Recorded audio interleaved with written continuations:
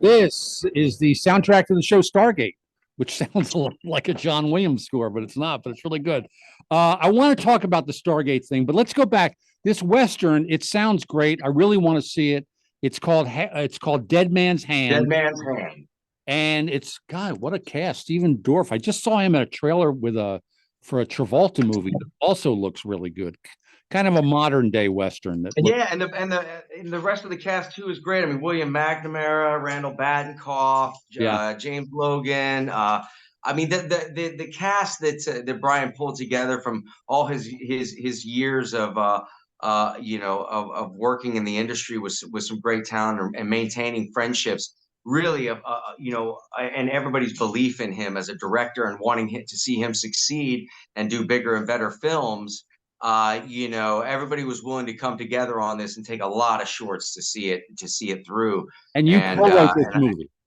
I wrote the original script, and then he did the director's, the director's pass on it and all of that. And I think for Westerns, especially that I've seen lately, this just harkens back to the classic raw, kind of spaghetti Western feel where the storyline isn't overly complicated, but it has a great heart. There's love, there's revenge, there's romance, there's action, there's adventure, there's mystery, there's, it's got a little bit of everything to it. And it has a really good heart. There's actually a really great message to it with the Native American Indian and the movement to kind of draw a little bit more light on what their kind of spiritual essence was all about. We at least got to dabble on that a little bit too. Can't wait. Gonna watch it tonight. Let me ask you this.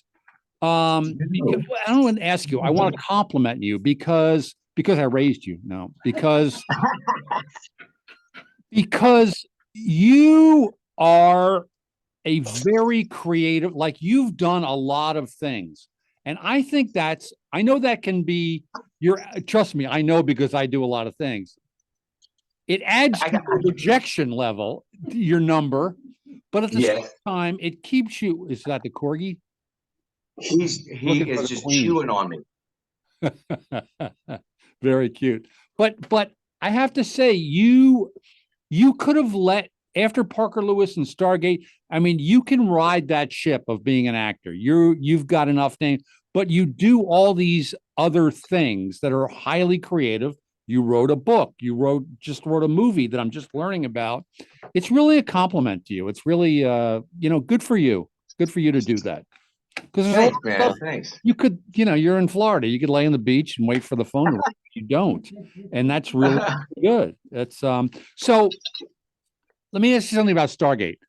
When you, like the people that I know who have gone into I'm putting it in quotes, the sci-fi world, they kind of like have a job for life. Like there are shows in Germany that you can go to because it's sci-fi. Am I right in saying that? Like there's a life to be made for life once you enter the sci-fi world. Not so much with the private eye world or the little bit with the comedy world, but with sci-fi, 100%. Yes, well, sci-fi and fantasy, those two collide in the world of the fandom, and I think the reason behind that is also kind of stems from the comic book world as well, and it is a phenomenon that is strange. I wasn't aware that any of that even existed before I got onto Stargate. Right. I didn't know anything about the convention circuit or anything about that whole world. And yes, I've traveled to more countries than I ever probably would have imagined going to, even just doing acting, because acting took me all around the world. But doing these conventions, it's been insane. I've gone to some of the coolest places ever, in some really small towns and unique boutique conventions that are like in old medieval castles, or they have like boat cruise ones, and I haven't done those because I don't like boats, but But it is an incredible after effect of being a part of one of those shows. Now, I love you put up, I'm not on Instagram, but I am on Twitter, and you put up pictures. It's just like, yeah, you're in Madrid one week and you're in Hamburg, and it's really fun watching that. Let me ask you this. When you go to these signings, what are you asked most to sign? Is it Stargate? Is it Parker Lewis? Depends on the country. It's either the two main ones are Supernatural and Stargate.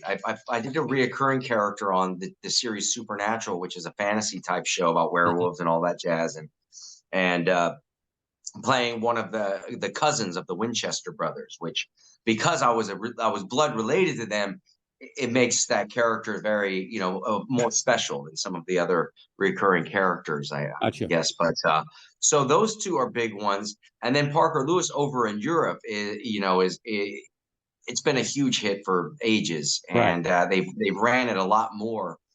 We get the same amount of residuals though from European distribution as well, about 8 to 24 cents per 6 years of circulation. Yes. It's like the rest of the world is in 1938, and somehow that's what the money is based on. Like these riches. I'm thrilled. A check comes in from Parker Lewis. I think I did 40 some episodes or something, and it's like I'm thrilled, and I have wonderful memories. But it's like the money is, I don't know what Crackle. I don't know who. I always said it's people. There is a curiosity. I potentially this is what maybe this some of this strike is about, because from my I don't know much about it, but it certainly does seem like we would be owed a lot more for it running on Crackle than we've received, because if it were to, this would be its only second run of distribution in the U.S. It only ran on USA Network. Right. They ran all 3 seasons back to back, one time only, and it's been shelved in the U.S. ever since until it came out on Crackle. So that's the worst name. If it was just coming out on a major network, we'd be seeing huge residuals from it. So it is very peculiar. We need to be on the meth network. We need to get off Crackle and get on meth. Oh, yeah. Now, I'll tell you this, the secret there is that Sony owns Crackle. So they sell the show to themselves for literally a penny. Oh. And yeah, I see what you're saying. And they'll say nobody else is bidding for, and there have been lawsuits for big shows like the X-Files and, people where there's a lot of money at stake, and the studio will sell to themselves and they'll say like, we didn't get a bidding situation. And there have been lawsuits. Right. People have made money. I know the X-Files comes to mind, but some other shows too where, anyway. That's not a bad position to be in. So no. I'm talking, and we're about to take our second break. I just want to get all this stuff right. So Love America Tours on YouTube. The book Venice High, I want to talk about that quickly on the B side. That's available on Amazon. Don't talk about that. Hold that for the other side. Half Dead Fred is a very funny comic zombie. It's very funny. It's just good. It's on free on Tubi. You can rent that on Apple and Amazon. But his new movie, which is called Dead Man's Hand, is a Western. Dead Man's Hand. Like a classic Western. Where did you shoot that? New Mexico. Yeah, I guess everything's done there. And which you also co-wrote. So people should watch that movie and, reach out to him on Twitter and tell him how great it was, and tell your friends. Yeah. I'd love to hear some feedback. I was very happy with how it turned out. Very happy. I'm always up for what. Like, two of my favorite movies are Shane and High Noon. Like, I just give me a good Western, and I'm so happy. Partly because I grew up, when those shows were on TV. Okay, we're gonna take. That's true. You're listening to It's Radio. TV's Tim Stack and my guest, Corin Nemec. We'll be right back. Okay, here we go again. My name is Freddie Nash, media detective. I work in a very niche market, solving ghost stories. The man driving is Mr. Yamasaki. He's my assistant. He doesn't like mornings. Most people don't believe in ghosts, spirits, or poltergeists. So when they see one, they want answers. That's what I can do. That was from Half Dead Fred. Starring my friend Corin Nemec, who's here, my guest on It's Radio with TV's Tim Stack. My old son from the show Parker Lewis. Can't lose that job, boy. I just because at the time it was what got me to Santa Barbara. I think I told you this when we worked on Kirby Buckets, which was very nice of him to come in. They were looking for another version of Kirby Buckets in a different dimension, and they needed somebody older. And I said, I think maybe Corin Nemec would do it. And they were like, really? I said, I'll find out. Anyway, that was fun. That was great. But I was the older Kirby Buckets. It couldn't have been better casting. And that's, the reason why I loved that show, Kirby Buckets. They were really nice people to work with. The hours were pretty good because they were all kids involved. So, you got to get these kids shot out early. But also, when I met with the writers, the head writers, I said, this is Parker Lewis. This show is the closest thing I've seen to Parker Lewis since Parker Lewis. So I had a soft spot to it. But anyway, Parker Lewis got me to move to Santa Barbara. I said to my wife, because I was getting paid like series money, not big, huge series money, but series money. And I only worked 1 or 2 days a week. It was the best job. And I said to her, it's never going to be like this again.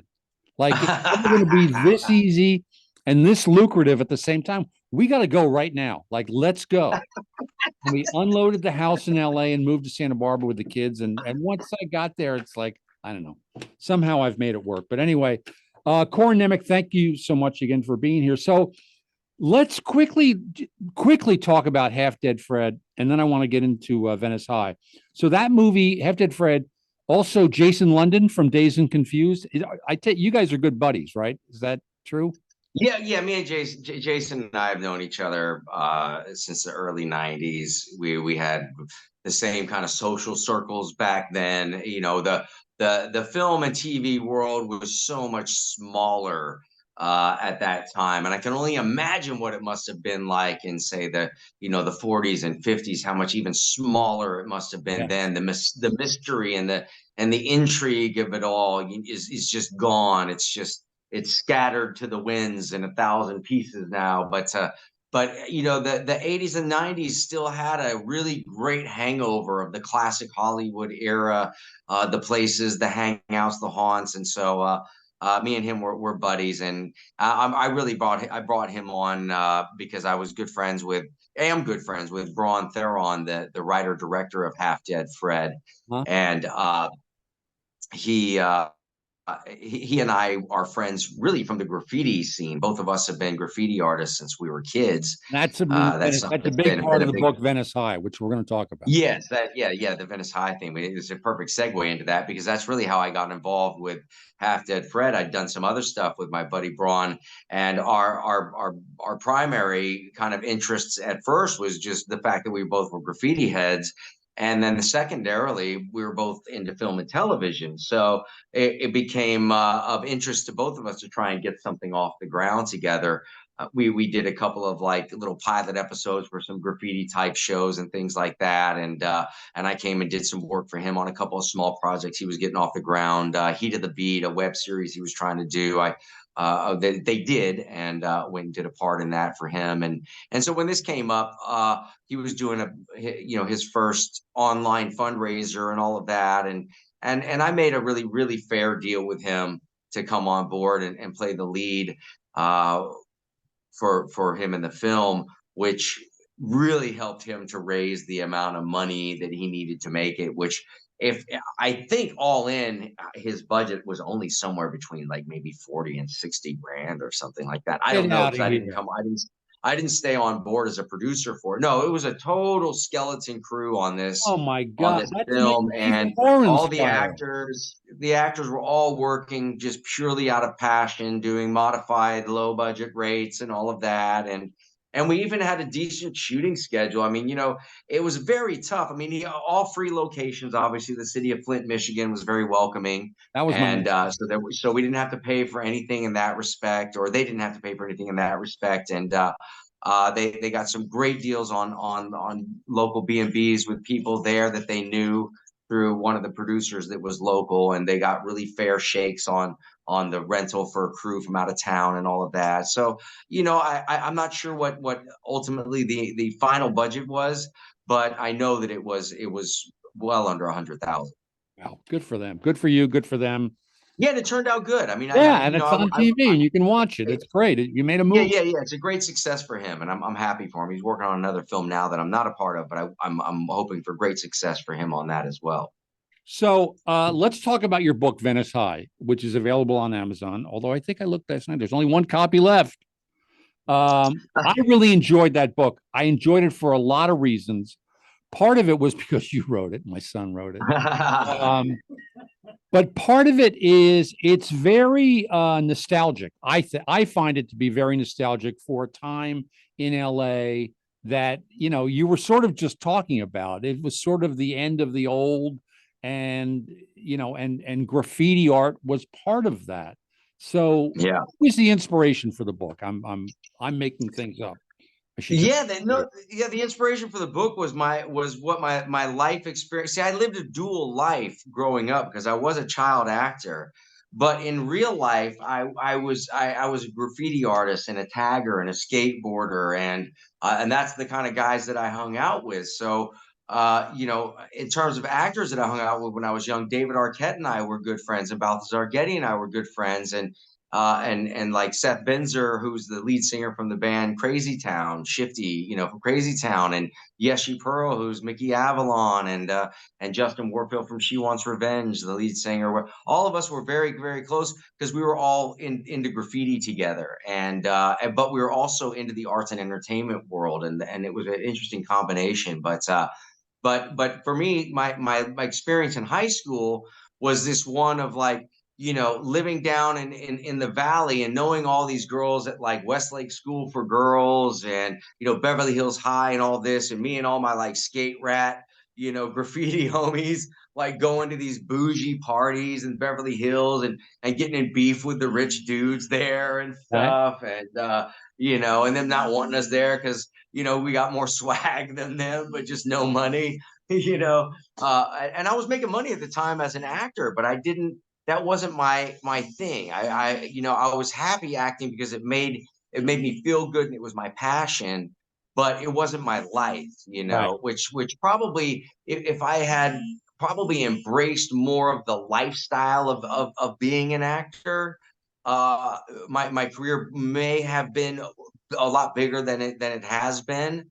But no, I just at a certain point, there's just a real bad flavor in my mouth of what it is to have to go and promote yourself. You know, I have to say, I don't remember you. Here's a couple of things I remember from that time and you were a kid, you were 20, maybe, I don't know, but I don't remember you like the Hollywood party scene was not going on.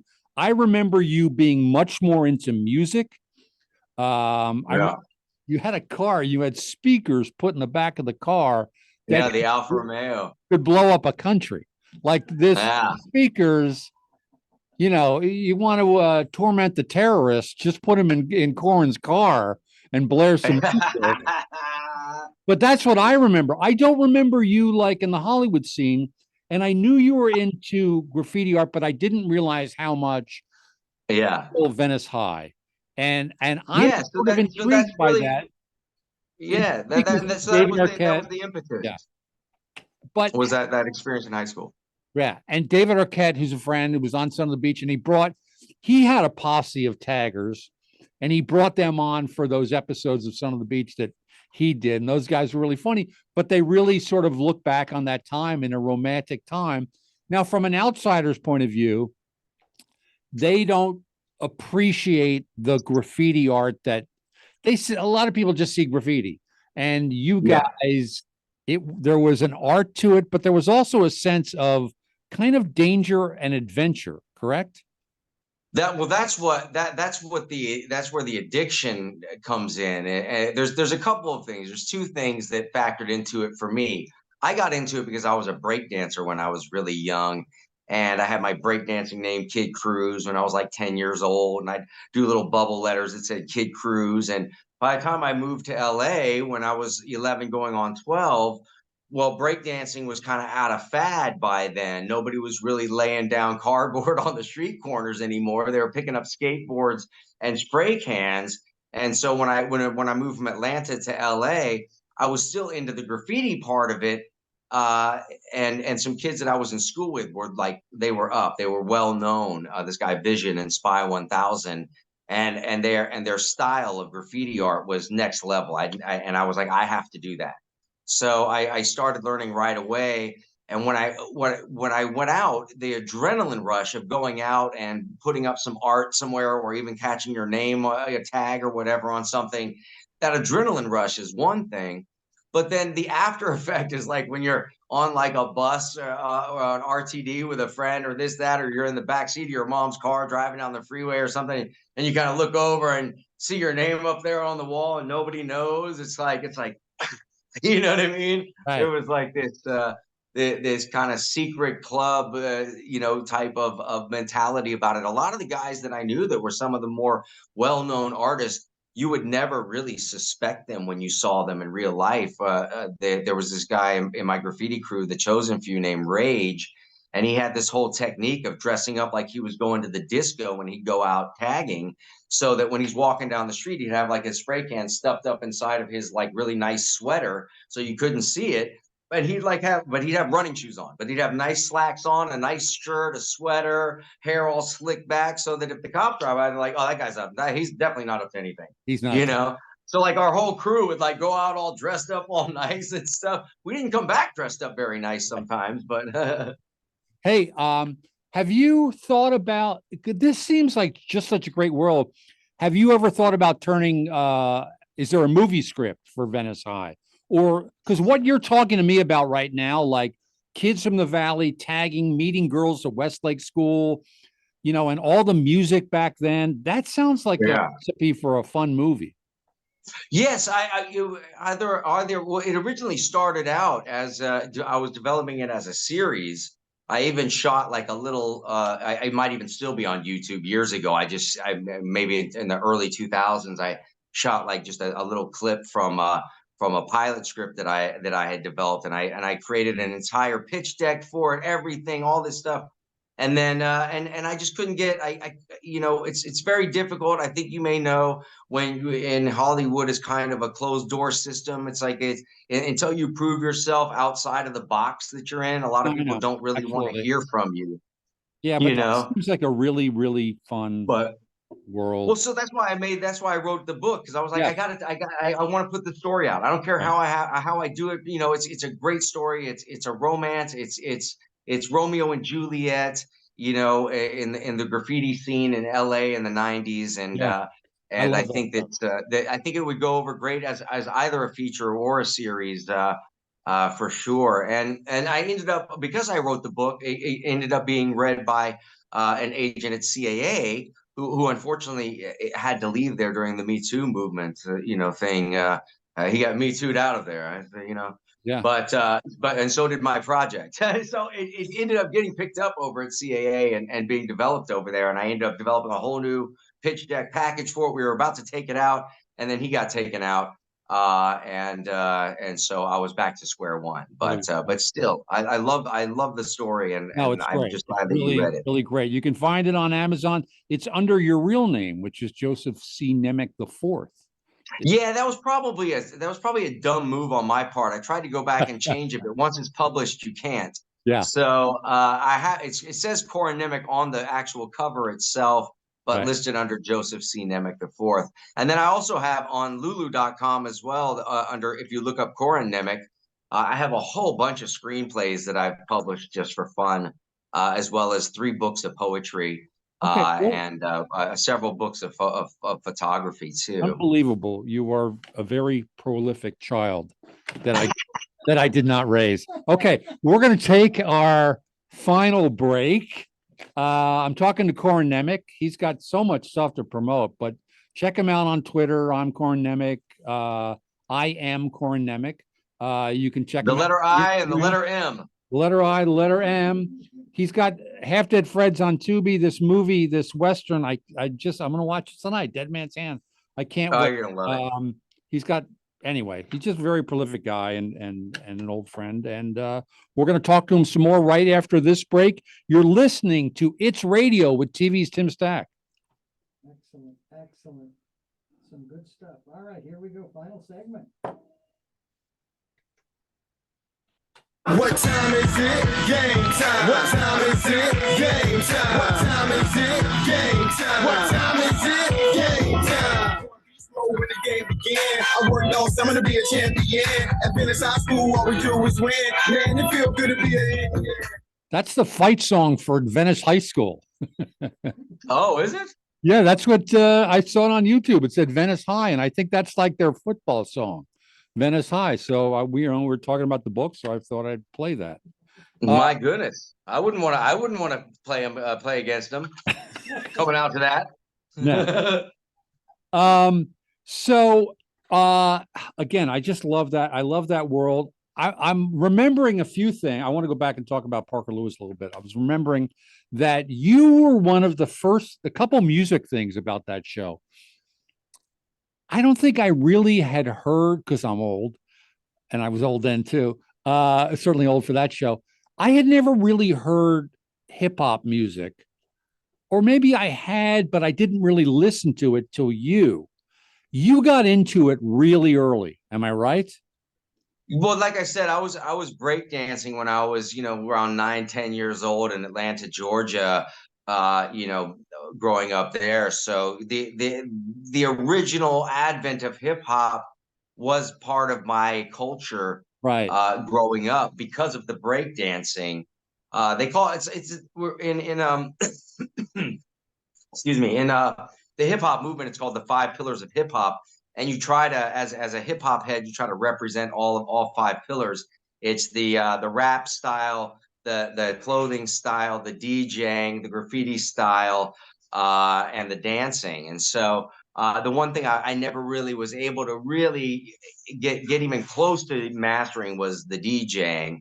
But I had my clothing style hip hopped out. I could rap, I could freestyle rap, I could do the graffiti art and all that, but so that was kind of like part of my whole culture for sure. And it bled into Parker Lewis, the style that of clothing and everything came out of that. If you look at Jazzy Jeff and the Fresh Prince, or any of the hip hop kind of like the Kid and Play, for instance, another good one. MC Hammer, another good one. That clothing style was Parker Lewis, right? The dress style pants with the high top shoes, the fancy shirts buttoned all the way up with my high top fade, my white boy cracker version of a high top fade, the Gumby, Yeah, but it was really, again, there was an artistic flair to that show that other shows didn't have. And part of it was your look. Absolutely. Was that hair and those clothes. And it's what part of what attracted people to it. The other thing I remember musically from that show was Abe Ben-Ruby, who played Kubiak on the show, the big guy. Yeah, man. Still very close with him. Yes, I know you are. And I remember one day, he's playing some music, and I'm trying to stay hip to, I got 2 kids. I'm trying to stay hip to what young people are listening to. And he said, hey, Tim, I got this band. I found this album came out. It's really, really good. You want to hear it? And I said, yeah, sure. And he plays it, and it was Nirvana.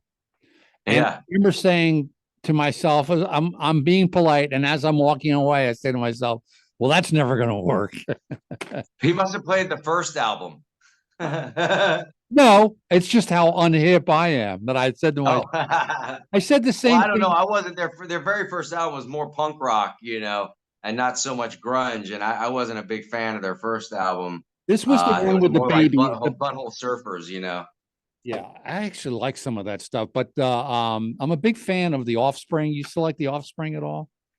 No, I'm not that familiar, but I've heard the name. They're like a 90s band. They kind of remind me, like, if there was a soundtrack to Venice High, you would absolutely have The Offspring on that soundtrack. But I was going to say the other time I said something really stupid, like Nirvana's never going to go anywhere, was I did an interview for Son of the Beach, I think, or maybe Nightstand. I went on Bill O'Reilly's show on Fox, and the Fox network had just started. And I finished the interview. He was, he's a lunatic. He's not a bad lunatic. And I walk out on 6th Avenue and I look back at Fox News because they had just come on the air. And I looked up and I said, well, that's never going to work. Hey, man, I hope you say that. I hope you say that about me after this interview. I'll be assured to blow up. Oh, man, that movie, that Dead Man's Hand, that's going nowhere. $100 million. Another thing I wanted to talk about Parker Lewis and get your take on was because you were a child actor, and I asked you this in an email. Let's deal with this one first. Was, when I was trying to be an actor, I had jobs as a waiter or, whatever. And you sort of skipped that because you were a successful actor this whole time. Was there, like, if you hadn't done that, was there a job you would have done to make money to support your creative end? Well, both my parents were in the arts and entertainment business. My mom was a graphic designer in the music and theater business, right, doing poster design and music poster design and at some album covers. She worked at Capitol Records for a while as well. And my dad is a production designer, was a set designer back in the day. Joe Nemec III, who did T2, Patriot Games, Twister, The Saint, The Shadow, The Abyss, was a assistant art director on Goonies, was on and on and on. So in all likelihood, because I was into graffiti art anyway, I probably would have gone into some type of arts in that direction. Like design, some type of design or something, whether it be advertising and or maybe even my own type of just sort of like how Obey did, maybe even doing my own type of stuff in that direction. I didn't realize try both to do parents for a while, but I knew your dad was in. I didn't realize they were both so creative on the artistic side. I knew your dad was in, and he was, an IATSE guy, but I didn't know he was so creative. Good for them. Here's the other thing I wanted, Parker Lewis, was because you're a child actor. One of the things I noticed when we all got together to do the DVD commentary, and a lot of you had not, some of you stay in contact, some of these guys you stay in contact with all the time, but a lot of people hadn't seen each other in 10 years, maybe. And it's sort of like a child actor's version of a high school reunion. Yeah. It was kind of strange to watch this. I went to normal high school and high school reunions and all that. But for you guys, you sort of grew up together on this show. And it was interesting. It was like watching a high school reunion. Yeah. That was interesting. I mean, the best time I had, I wasn't in the best shape. That I had one of my close friends, his birthday was the night before we had to go down and do that whole thing. Yeah. And I had showed up a shell of my former self the day before, but I pushed through it as we must. You're a professional. But we actually did one of the big conventions, Paris Manga, which is a really big convention over in France. If it hasn't been burned down yet, but it's a really big convention over in France that I've done a number of times. And they did a Parker Lewis reunion over there, and they brought me. I'll just give the character names. They brought Parker, Kubiak, Mikey, Jerry, and Shelley. Yeah. So and we all went over there and just had. I think we were there for five or 6 days together, all in the same hotel and all of that. And just, I mean, it was a blast. It was a blast. And let me tell you something, it's kind of easy to sort of slide undercover, when you're out and about traveling as an actor. Even though I've done a lot of stuff, I'm still, that cusp of like, most people think they went to high school with me or they knew me from college at first, I used to, but I don't get it anymore, but I know that look. but that said, walking around with Kubiak, there was no hiding from anybody. That's funny. And in France, it was hilarious. I mean, people were stopping us everywhere. You know. That's funny. And we should mention that Troy Slayton, who played Jerry on the show, is now a judge. Like, he's a legitimate judge. I remember when back then he was maybe, I don't know what he was, 14 years old or something. And if there were overtime questions or like, I would ask him, like he knew everything about production. I had 2 kids and I'm going to this 14-year-old kid. Hey, Troy, do we get overtime if it? Yeah, overtime. You get 8 hours if you're here, and if you have an hour meal penalty, and he knew everything. It was so funny. Well, of course, the only thing he didn't know was his freaking lines half the time. That's we got to wrap things up. This was really, really great, Corin. Thanks so much. Always great to see you. I hope we see each other in person. You as well, my friend. Well, I am going to do that. I am doing that little surprise skit here that I'm working on. I actually shot the first thing for it the other day for this little Parker Lewis gem that I'm working on for people out there. That the one we talked about. Hitting Tim up for something here. Okay, great. So it's going to be fun. It's going to be fun. Great. I can't wait. So there's so much to promote. Go to Twitter. I'm Corin Nemec. Go to Instagram. Right now, you can watch his movie Dead Man's Hand on video on demand. But Half Dead Fred is out there. Buy the book Venice High. Corin Nemec, and congratulations, you just got engaged. Congratulations on that. Thank you so much, man. Thank you. Yes, I have the best babe ever. Sabrina is my match made in heaven. That's great. That's great, man. Thank you so much. Been talking to Corin Nemec. Catch me next time on Dr. D, Richard Dugan, our producer. Jeremiah Higgins, our big-time producer, and we'll see you next time on It's Radio with TV's Tim Stack.